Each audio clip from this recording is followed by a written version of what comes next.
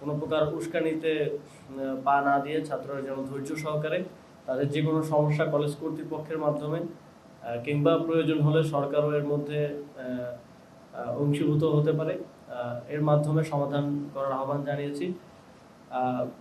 আজকের যে ঘটনা মাহবুবুর রহমান মোল্লা কলেজে হামলার যে ঘটনা, এর যখন আমরা এই বিষয়টা নিয়ে কাজ করছিলাম তখন আমরা জানতে পারলাম যে প্রায় 6 দিন আগ থেকে এই ঘটনার সূত্রপাত হয় এবং একজন শিক্ষার্থী ডেঙ্গু আক্রান্ত হয়ে মারা যাওয়া, সেখানে তার সঠিক চিকিৎসা না পাওয়ার যে অভিযোগ, সেই অভিযোগ থেকে ঘটনার সূত্রপাত হয়।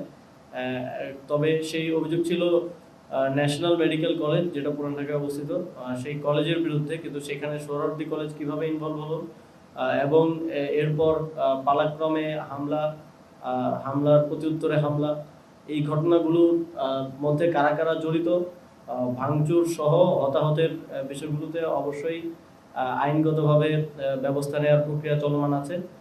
এই ধরনের ঘটনাকে আর কোনোভাবেই টলারেট করা হবে না। আইন শৃঙ্খলা বাহিনী সর্বোচ্চ চেষ্টা করেছে যে কোনো ধরনের সংঘর্ষ এড়াতে এবং কোনোভাবেই যেন আইন শৃঙ্খলা বাহিনীর সাথে শিক্ষার্থীদের কোনো ধরনের সংঘর্ষ না হয় এবং নিজেদের মধ্যে যাতে সংঘর্ষ না হয়, এই জন্য গতকাল থেকেই কলেজ কর্তৃপক্ষ চেষ্টা করে যাচ্ছিল, কিন্তু কোনোভাবেই এই সংঘর্ষ এড়ানো যায়নি। তবে সোশ্যাল মিডিয়ায় আমরা বিভিন্ন জায়গা থেকে দেখেছি যে সোহরাওয়ার্দী কলেজের 7 জন এবং মাহবুবুর রহমান মোল্লা কলেজের 3 জন নিহত হওয়ার একটি খবর রটেছিল। তবে এখন পর্যন্ত কারো নিহত হওয়ার কোনো সংবাদ আমরা পাইনি।